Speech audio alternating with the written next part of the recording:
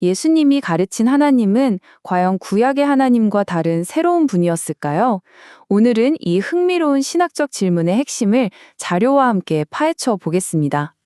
자, 바로 이 질문이 핵심이죠. 많은 분들이 궁금해하시는 바로 그겁니다. 예수님이 와서 이제까지 알던 하나님은 잊어라. 내가 새로운 하나님을 알려주겠다. 이렇게 선언한 걸까요? 구약과의 완전한 단절, 과연 그랬을까요? 아마 이런 이야기 많이 들어보셨을 거예요. 구약의 하나님은 무섭고 막 심판하고 신약에 와서야 예수님 덕분에 사랑의 하나님을 알게 됐다.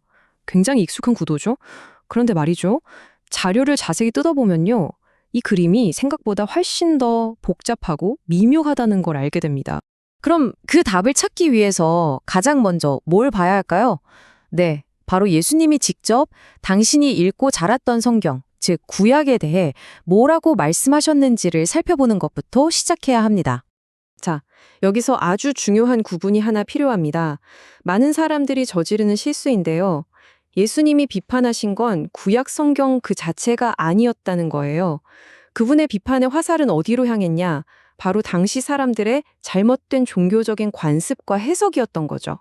성경 자체와 그 성경에 대한 당시의 해석, 이 둘을 반드시 분리해서 봐야 합니다. 이게 핵심이. 한번 보세요. 사람들이 와서 묻습니다. 가장 중요한 계명이 뭡니까? 이때 예수님이 완전히 새로운 걸 말씀하셨나요? 아니죠. 보시는 것처럼 구약 신명기의 핵심 구절을 그대로 가져와서 답하십니다. 이스라엘아 들으라. 이건 뭐냐? 내 가르침의 뿌리는 바로 여기에 있다. 이걸 아주 분명하게 선언한 것. 또 다른 예를 볼까요? 부활에 대해 논쟁할 때도 마찬가지입니다. 옛날 조상들이 믿던 하나님이랑 내가 말하는 하나님은 다르다. 이렇게 선을 긋지 않으셨어요. 오히려 정반대죠. 하나님은 아브라함의, 이삭의, 야곱의 하나님이다. 즉, 내가 말하는 하나님은 바로 당신들 조상의 하나님과 같은 분이다. 이 신앙은 쭉 이어져 내려온 것이다. 이렇게 연속성을 강조하신 겁니다. 그러니까 이 모든 걸 종합해보면 결론은 명확해집니다. 예수님은 구약 성경이 하나님에 대해 잘못 말했다고 그걸 고치러 오신 게 아니라는 거예요. 오히려 그 가르침이 맞다고 도장을 찍어주고 확언하러 오셨다는 거죠. 네, 좋습니다. 그런데 여기서 이런 질문이 나올 수 있죠. 알겠다. 구약을 부정하진 않았다는 건. 근데 하나님 아버지라는 개념은 예수님이 처음 가르친 새로운 거 아니냐? 하고 말이죠. 아주 중요한 지점입니다. 그럼 지금부터 이 아버지라는 개념을 좀 더 깊이 들여다보겠습니다. 자, 여기서도 흔한 오해가 하나 있습니다. 바로 왼쪽처럼 하나님이 모든 걸 창조했으니까 그냥 모든 인간의 아버지다라고 생각하는 거죠. 하지만 예수님이 말씀하신 맥락은 좀 다릅니다. 오른쪽을 보시면 그 아버지 되심은 보편적인 게 아니라 그의 나라 백성, 즉 구원받고 특별한 관계 안으로 들어온 사람들에게 해당되는 아주 구속적인 관계를 의미했습니다. 이 자료에서는 하나님 아버지 개념이 왜 새롭게 느껴지는지에 대한 세 가지 대표적인 오해를 조목조목 짚어주는데요. 첫째, 구약은 그냥 하나님의 행동만 묘사하고 사랑 같은 내면은 말하지 않는다는 오해. 전혀 아니죠. 출애굽기만 봐도 하나님의 사랑과 자비가 잘 드러나 있습니다. 둘째, 구약의 아버지는 이스라엘 민족에게만 해당된다는 생각. 맞는 말이지만 예수님의 개념 역시 모든 인류가 아니라 믿는 자들의 공동체로 그 대상이 한정된다는 점에서 구조가 비슷합니다. 셋째, 예수는 하나님이 오직 사랑의 아버지라고만 가르쳤다는 오해. 이것도 사실이 아니죠. 이건 하나님의 여러 성품 중 하나일 뿐이었습니다. 그러니까 정리하자면 이렇습니다.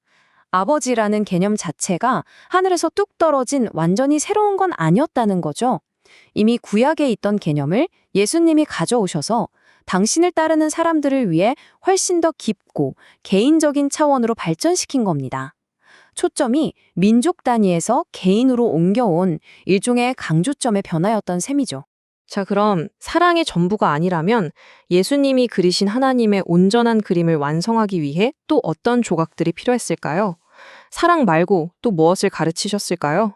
예수님이 똑같이 중요하게 가르치신 첫 번째 속성은 바로 하나님의 위엄 또는 초월성입니다.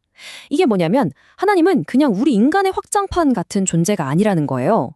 우리와는 근본적으로 다른 창조 세계 저 너머에 계시는 경외롭고 위대한 분이라는 개념이죠. 가장 대표적인 예가 바로 주기도문입니다. 그냥 우리 아버지 하고 시작하지 않죠. 뭐라고 합니까?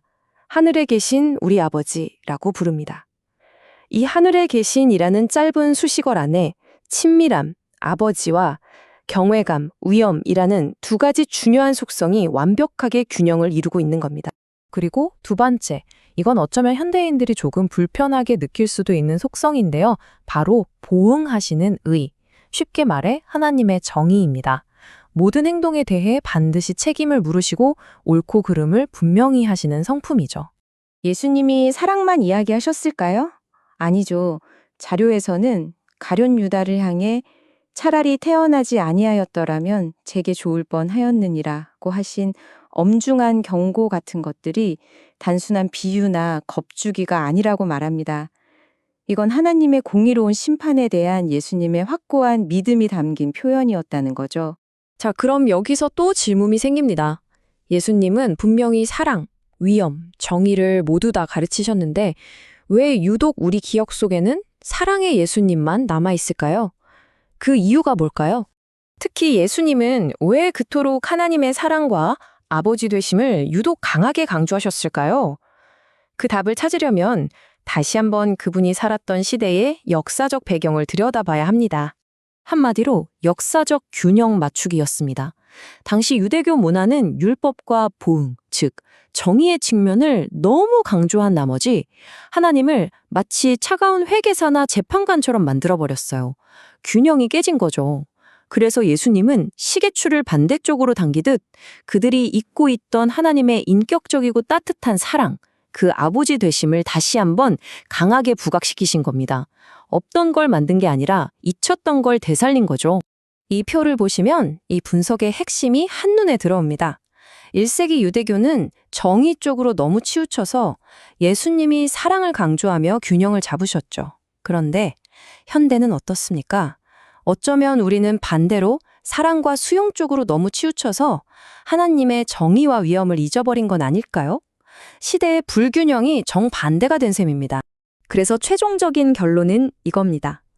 하나님을 제대로 이해한다는 건 사랑, 위엄, 정의, 이 세 가지 성품 중에서 내가 좋아하는 것만 쏙 골라내는 게 아니라는 거죠.